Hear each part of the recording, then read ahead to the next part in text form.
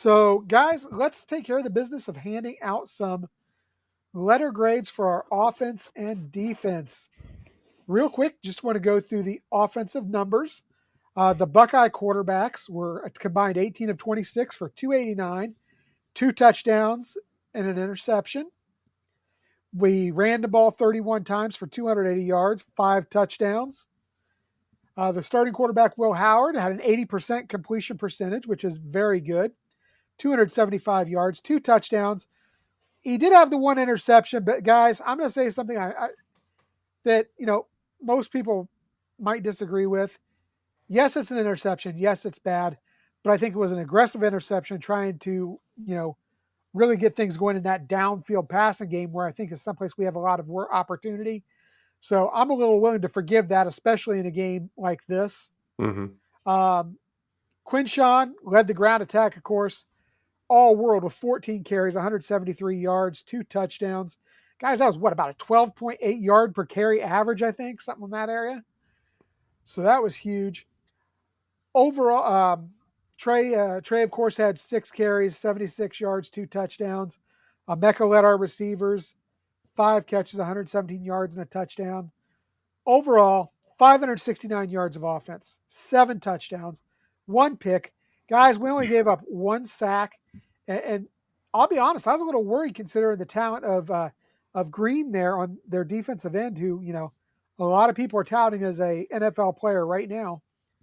The offense was 4 for 8 on third down, so 50% on third, 100% on fourth down, going 1 of 1. So, JR, let's start with you. Your letter grade for the offense.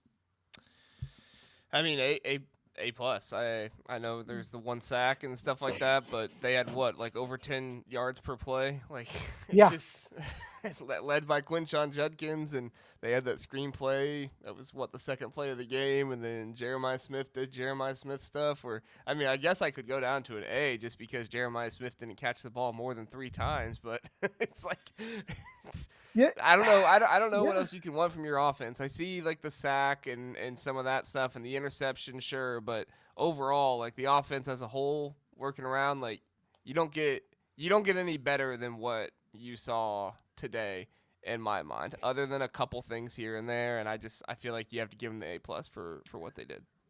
Cory, your letter grade for the offense. I'm gonna go A only because a turnover knocks it down from an A plus in my opinion. Even though I do agree with what you're saying, Chris, about it's not the kind of turnover that like, oh my gosh, it's just game changing, momentum. But I mean, it's an aggressive turnover, like you said. Maybe JJ could have run his route a little tougher, and he underthrew JJ a little bit. Okay, we're trying to work on the downfield game. It's against Marshall. We're going to win anyway. It's not the biggest deal in the world. So, but still, a turnover is a turnover. I'll knock it down to an A. But that run blocking is phenomenal on that offensive line. And on top of that, by the way, nobody's talking about it. Wide receiver blocking is better than it's Is been since yes. Urban. It hasn't been this good since Urban. Thank you, Chip Kelly. That's all I got to say. That's all Chip Kelly. Mm-hmm. So the run game is just phenomenal right now. And Will Howard is efficient.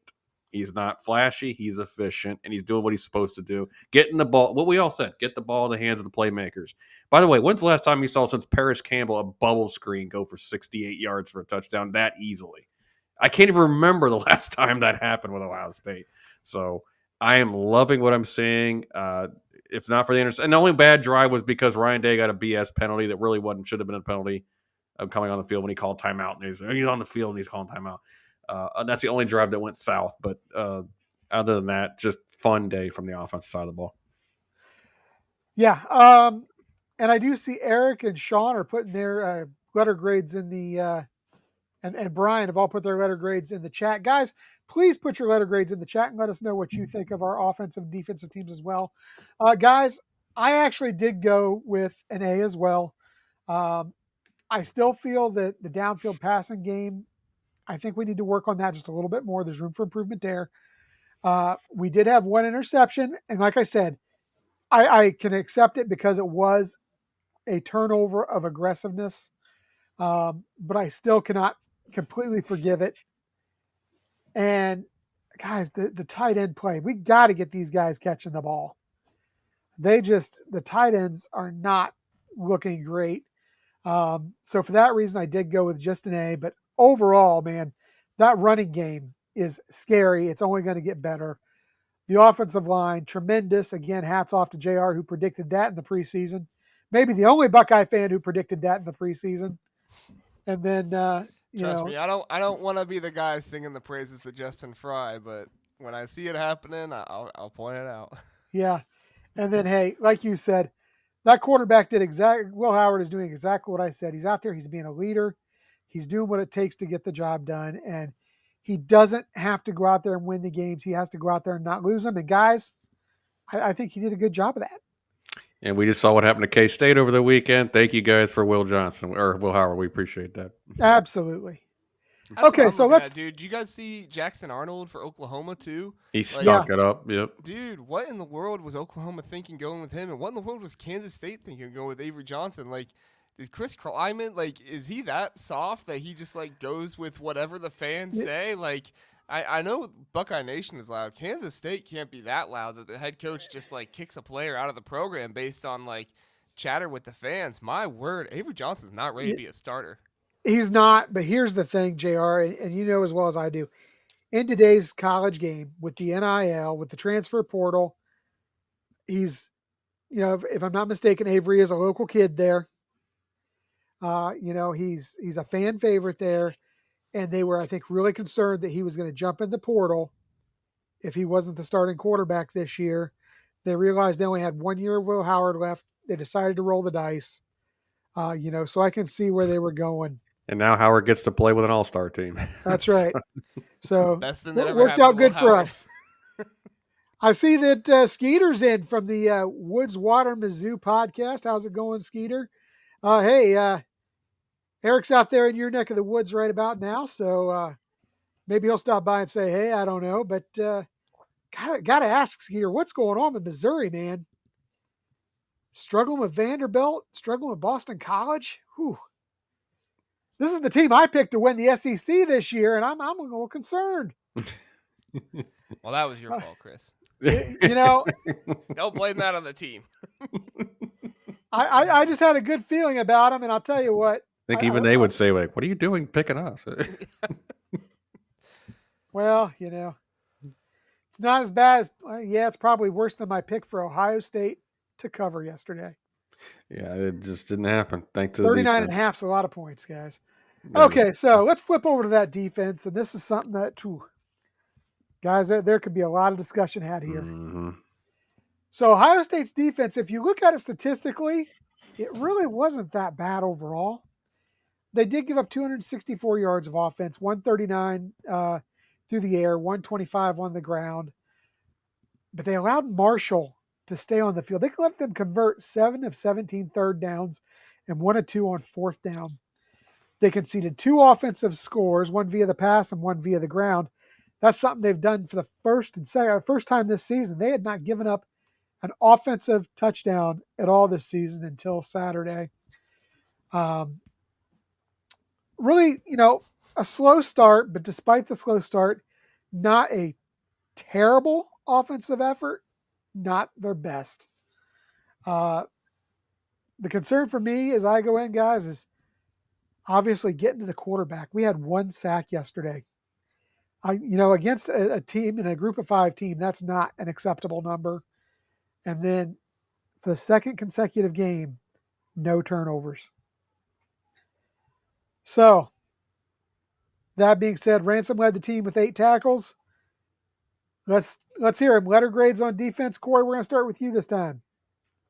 I'm going to go C.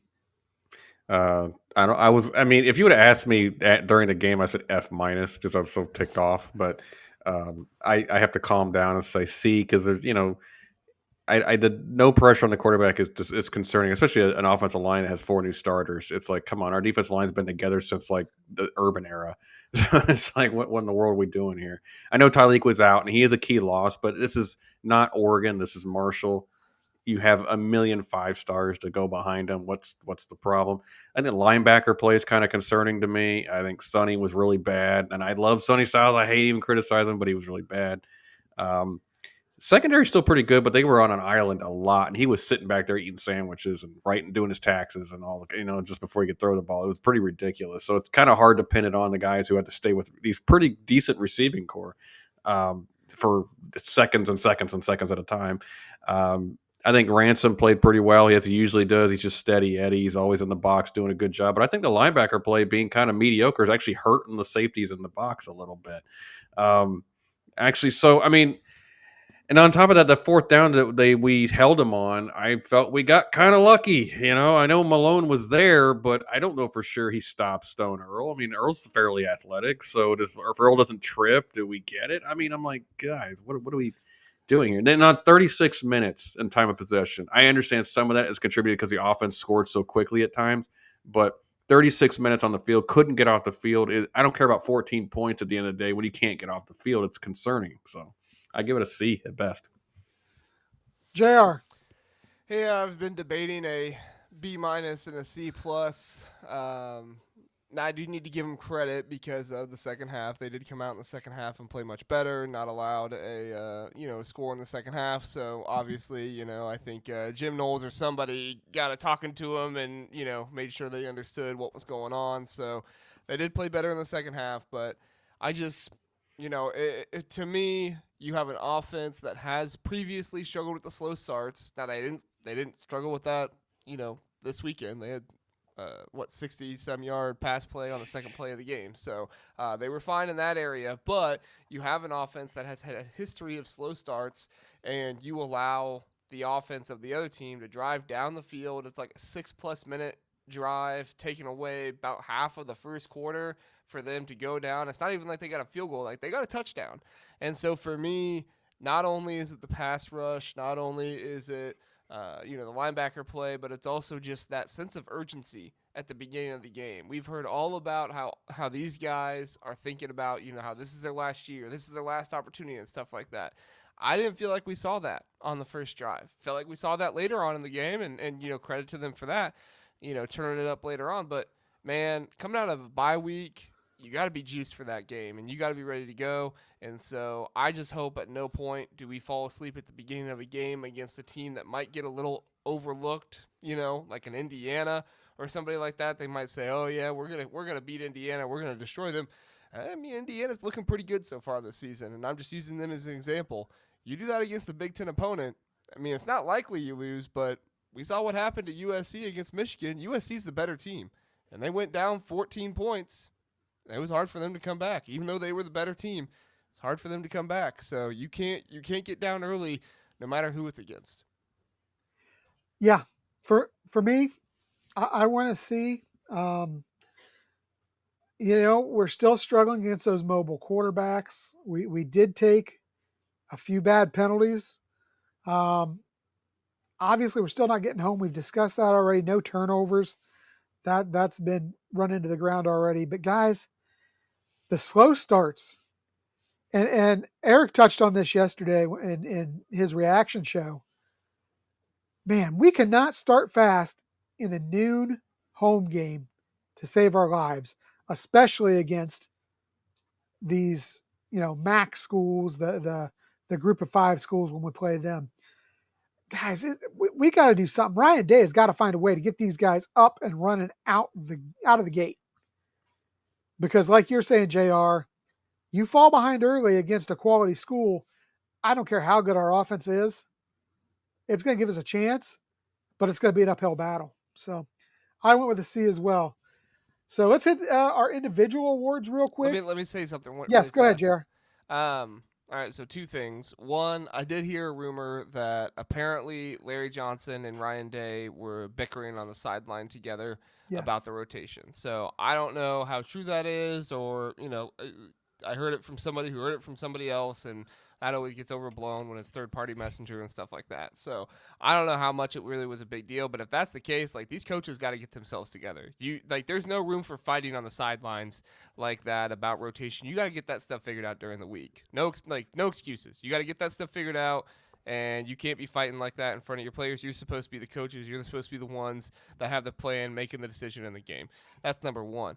Number two, I mean, I kind of have a theory on some of this quarterback run stuff because, guys, this wasn't the first game we've seen the quarterback run do a good job against Ohio State, and I think that at least my theory is that Ryan Day just kind of tells Jim Knowles like, don't worry about it, just Yeah. kind of let it happen. It's not that big of a deal, which. Against Marshall, yeah, it's not really that big of a deal because look what happened. The quarterback got hurt because he was, running around out there, and I don't think it was a contact. It might have been because he slipped or whatever, but still, he eventually got hurt in that game. And I'm wondering if maybe Ryan Day, like we've heard him talk about how, don't have CJ run and the guys like that because he doesn't want his guys to get hurt. Does he just have this theory that like if you run the quarterback on our defense, you're eventually going to get hurt? Quarterbacks have gotten hurt 2 out of 3 games so far. So, I mean, it's not exactly the worst theory in the world, but I don't think you can rely on that. So, I don't know what the reasoning is there, if they're just not addressing it because they think the quarterback's going to get injured or what. But, I mean, when you got a quarterback who can run, you're going to need to prepare for that. And guess what, guys? There's a quarterback up north who can run. And if you let him, he'll rush for 200 yards. That's all he can do. That's all he can Right. do. That's right. But still, like, if But you he just does it don't- well. Right, like if you let him, he'll rush for 200 yards on you. Now, only got 40 yards yesterday on USC, but still, he's fast, guys, and he's physical, and he can run you over. He's basically a running back. And they beat a pretty decent USC team, only throwing for 40 yards yesterday. Right. That's impressive. I'm gonna disagree. I don't know how decent USC is, honestly. Well, there may be They're some better than they debate were there. last year. That's Yes, what I still better think than they're they were last incredibly soft. I really do. So I just I was saying before the game, I was like, I even said on this podcast last week, Michigan's going to give them a better game than people think because I just don't have any faith in USC.